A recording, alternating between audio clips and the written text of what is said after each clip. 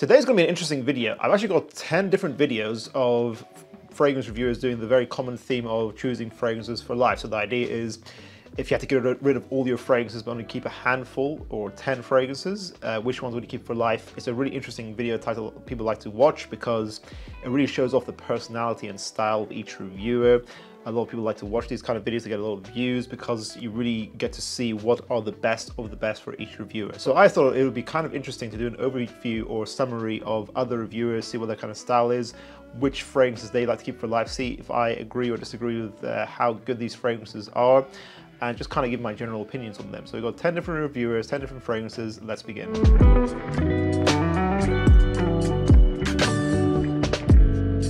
We're starting off the video with a strong one, Parfum de Marly's Carlisle. And this fragrance, if you've watched my channel, has popped up in my top 3 again and again, oftentimes #1, Parfums de Marly Carlisle. So Antonio Centeno actually decided on this fragrance. I think this is a really strong pick from him. I know fragrances aren't his main niche, and I think this is just really impressive that he likes this fragrance so much. I think he does own a lot of fragrances, in fairness, so he probably has a lot of experience in the industry at this point, and I think this is a really great choice. I think Carlisle might be the best fragrance in Parfum de Marly, even to this day. I mean, this was the truth, you know, several years ago, and I don't think it's really changed, even with every single new release that they've made since then. It is rich, complex, never gets boring. It's beast mode in its performance. It sort of takes something like later, that apple pie kind of idea, and darkens it up. It's more dark and mature. It's apple pie darkened up with a lot of patchouli, but it's still sweet and vanillic, has a bit of rose in there. It has this very interesting sharp nutmeg in there that really livens up the DNA. So I think this DNA actually is a bit more challenging than Leighton, but becomes more easy to understand as it dries down. But it's sexy, it's gorgeous, definitely more mature, and it's less versatile than Leighton. I would say this is more of a winter and autumn time fragrance only, but it's a great signature in those seasons. It might still be my favorites apart from the Marly to this day. If I had to keep maybe only one fragrance from the brand for life, maybe I would choose Carlisle also. I really like Pegasus exclusive also, but I think, yeah, this is a great choice by Antonio. I'd give this fragrance a 9 out of 10 overall. As a cold weather signature, it's a 10 out of 10 in my opinion. Then we have Bohemian Line by Goldfield and Banks. This fragrance is the most amazing, long-lasting citrus fragrance ever. A choice by Josephine from Judah Rose, and she has fantastic knowledge about the industry. She's worked in it, she went to perfumery school, she knows her stuff, she has great taste in fragrances.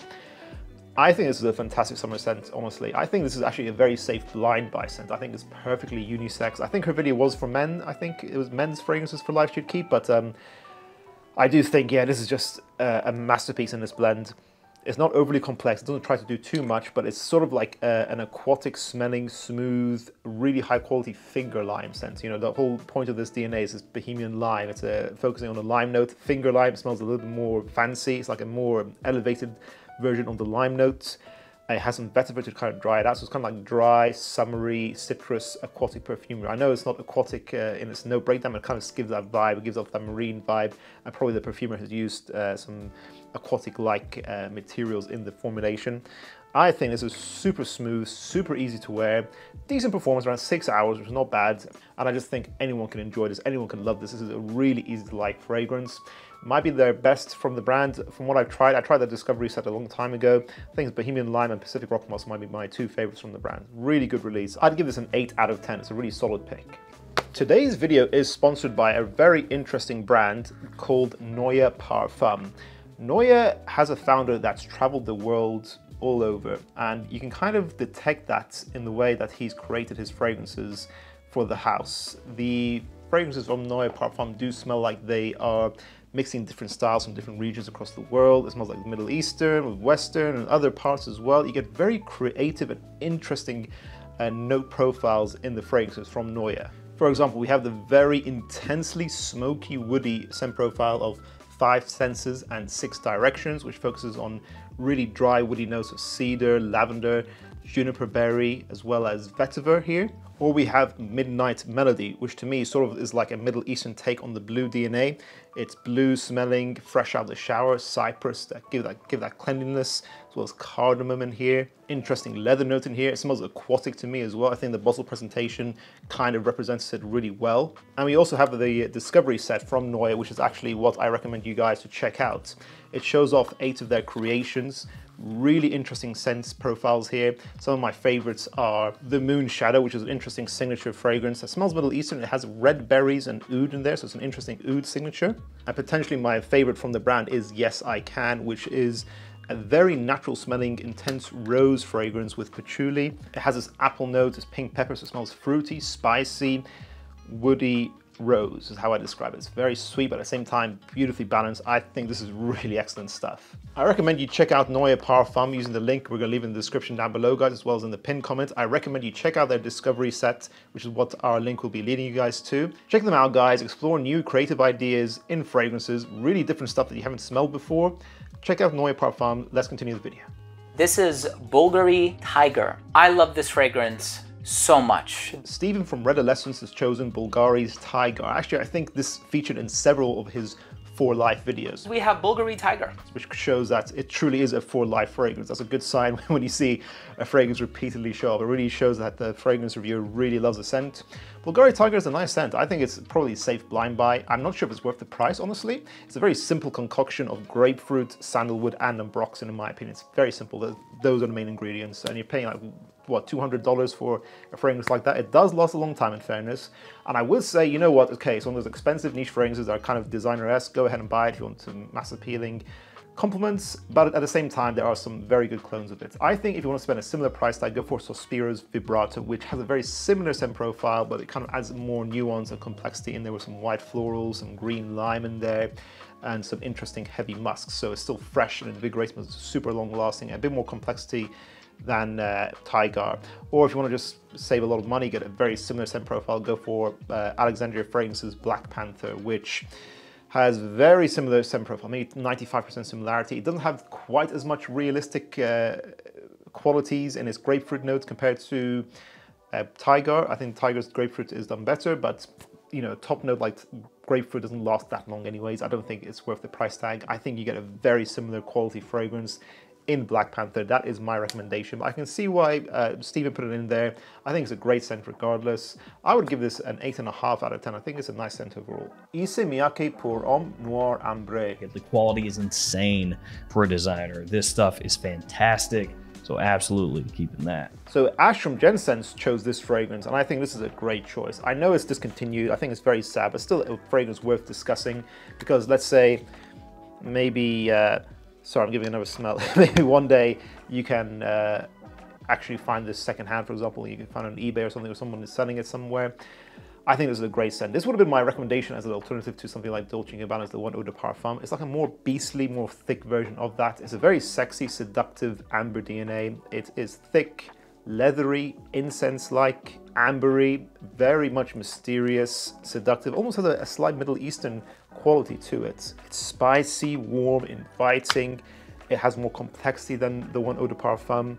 I keep comparing them because I kind of just feel like, yeah, this is like the niche version of the one, even though it's a designer brand. I kind of think that way. I think a lot of Issey Miyake's best stuff has been discontinued, which is really sad. I actually think generally their evening scents were better. Stuff like Astral Pulse was better as well, which is a shame. But I think if you can get this fragrance, get it. I can see why Jensense has it in his list. I think this is a phenomenal fragrance, one of the best in this genre. I'd give this an easy 9 out of 10.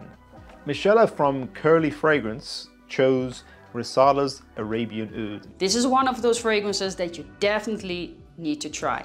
Try this one out. Now, this is quite an interesting fragrance that actually I checked out recently with this 2 ml sample because of Margiela. She kept talking about it in her video, so I definitely had to check it out, and everyone in the comments kept talking about it as well, told me to go smell it, experience it. So this is Resala's Arabian Oud. Resala Arabian Oud is quite nice, actually. I can see why Margiela likes it. I really think it's her style. She loves beast mode fragrances. She loves Middle Eastern stuff a lot of the times as well. It's very traditional Middle Eastern rose and oud with beast mode performance, and added an interesting twist with a chocolate note in there. And the chocolate isn't overly cloying, isn't annoying, it doesn't smell weird. It's actually very attractive, and it kind of lasts throughout the entire DNA, making it very easy to understand the fragrance, but at the same time still quite creative, something new, which I really appreciate. I get over 12 hours with a medium to loud projection on this fragrance as well. It's traditional with a twist. I really like it. I can see this being a great cold weather signature. You can probably wear this most of the year round outside of the summertime, I'd say. I think it's perfectly unisex, maybe leaning a tiny bit more masculine. And so yeah, if you kind of want that Margiela vibe of getting beast mode fragrances that get you compliments, you just want to smell sexy and attractive, it's definitely a fragrance worth checking out, definitely worth sampling at the very least. I don't think there's real oud in there from what I've tried, honestly, but I could be wrong. I don't think it's in there, but at the same time, you're still getting fantastic performance, so it's definitely worth trying. I'd personally give it a 9 out of 10. Giorgio Armani's Acqua di Parfum. Go for this one, you won't regret it one bit. This DNA is amazing. So this was in Dallas's video, Chaos Fragrances, who chose an Acqua di flanker. And I think it's understandable why some people would have Acqua di the DNA in some way in their for life list. I think it's just an iconic scent profile that stood the test of time. It's one of the most popular for a reason. I think I can see why people love it. This particular flanker actually won our public reaction video that we did with it. Yeah, I see the most. It's my favorite, it's beautiful. Wow. And I can see why. It's just so easy to love this DNA. It's fresh, sharp, invigorating, easy to wear, aquatic. It has like the best stuff of perfumes. You know, people like fresh, easy to love stuff, and they love just smelling nice, handsome. I think that's what Acqua di does. It's just a very safe fragrance DNA. And I think the Parfum is the best flanker currently. I said it in our previous video as well, the best versions of each fragrance line.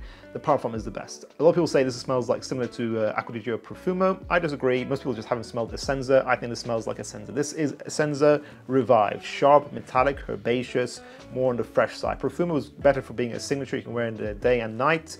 I don't think this is quite as nighttime friendly. This is more like a sharp, masculine, handsome daytime signature, wear most of the year round.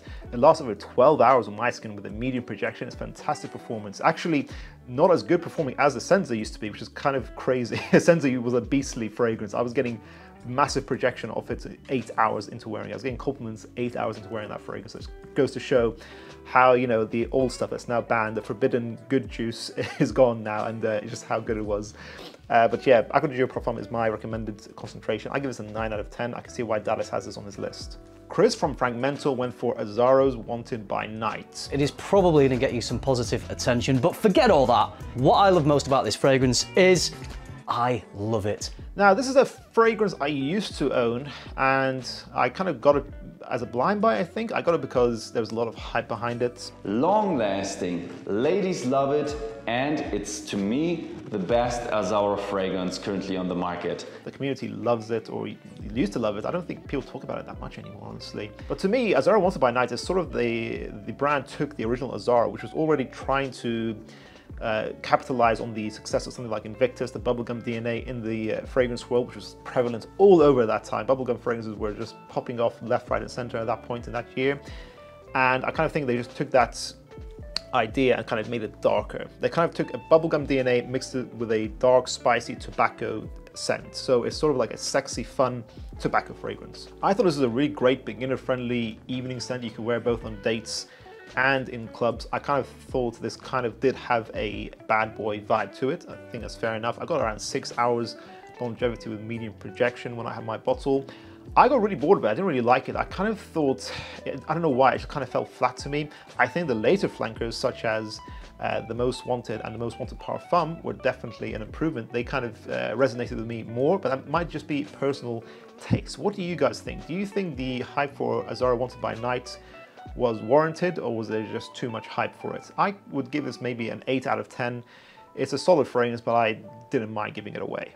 Dior's Fahrenheit Eau de Toilette. Nothing smells like this fragrance. Super unique, crazy. This is crazy stuff right here. Like, I can't even put the words to explain how amazing this is. We had curly fragrance earlier, now we have curly scents. Andrea, who chose Dior's Fahrenheit Eau de Toilette, and I think in her For Life video, which was actually one for each season for Life, I think that was the only one I could find for her, she actually said that this would be her winter pick, which is quite interesting. I kind of think Fahrenheit suits maybe the springtime the best in my opinion, but I think it's quite a good most of the year round signature scent. She said that actually she has just a lot of nostalgic sentiments with this fragrance. Her uncle used to wear this apparently, and she says this is probably her first real foray into smelling men's colognes. And I think Fahrenheit Eau de Toilette is a classic. It's a masterpiece, and a lot of people need to appreciate how this really revolutionized the industry. This was the fragrance that really and made Issey super prominent in a lot of formulations. People were kind of scared to use it in high amounts back then in the 80s because it was kind of new and different and weird, and Fahrenheit just said, screw it, amp it up, and just change the game forever. The Fahrenheit Eau de Toilette is sharp, leathery, it has this fiery petroleum effect to it. It's a super masculine, super distinct signature that I think still stands the test of time. This might be one of my favorite leather fragrances of all time. This could easily be in my for life list, honestly, to be honest with you. It has a hint of that greenness from the violet leaf, but it's all just beautifully balanced. Woody from the Issey Super, mass appealing, but at the same time, a little bit polarizing, which I like. I like that in a very traditional rugged masculine cologne like this. Still performs 8 to 10 hours. I get in my bottle with medium projection. I think this is a fantastic signature. I'm glad that Andrea is still giving it love and showing more people this fragrance in the fragrance community. I agree with her. To me, this is a 10 out of 10. I think she gave it the same rating also. Maison Margiela's Jazz Club. It is truly one of my favorite designer fragrances. It is just so good. But Demi Rawling chose this as her fragrance for life. But actually, I think it might have been a unisex list. I can't remember. Maybe it was actually a women's list. But Jazz Club is technically a unisex fragrance. I think it smells a little bit more masculine. I think it's the best fragrance from the brand in general, the #1 scent. I said it for years. You can watch my Maison Margiela buying guide video. I said it then and I say it now. It's the best from the brand in my opinion. This is my winner of this video. Jazz Club. It's sexy, it's balanced, musky, woody, boozy, amber perfumery. Now that Noir Ambre by Issey and Miyake is discontinued, if you want an upgrade from the one Eau de Parfum, you go for this as well. It is still not the best performer, around 6 hours with a soft to medium projection, but I think it's fine for the kind of DNA it is, the kind of occasions you're going to wear it. It's really sexy. It's just super balanced. Something about it just works, in my opinion. And I just think it has a lot of character, which a lot of the Maison Margiela fragrances, in my opinion, don't. A lot of them smell a bit too synthetic, don't have enough character. This kind of gets it all right, and I agree with Demi having it on her list, honestly. I'd say this is a 9 out of 10, almost a perfect fragrance. And then lastly, of course, we have to include Jeremy on this video. He actually had Amouage Reflection Man on his list, his 10 fragrances for life, the original Reflection Man. This one is fantastic. This is a floral fragrance for men, which is unusual to have floral fragrances for guys. Currently, I only still own the Reflection 45, which I think is fantastic as well. But Reflection Man, the original, I used to own a bottle. I kind of think it has its own charm, its own differences to Reflection 45. I kind of actually think, even though you can tell they're very much related, they are definitely in the same flanker line, I would say, actually, it doesn't seem redundant to own both. I feel like Reflection Man, the original, kind of gives that more of a Jean-Paul Gaultier Le Mal vibe. A lot of people compared it to. It's kind of like Amouage's twist and nichification of it. The nichification of the phrase, I'm not sure if that's a real word, but it smells powdery, white floral, a little bit sweet, very much woody, a prominent sandalwood scent. I think it's great signature material. If you want to smell handsome, bright, and luxurious, Reflection Man is one of the most popular fragrances from Amouage for a reason.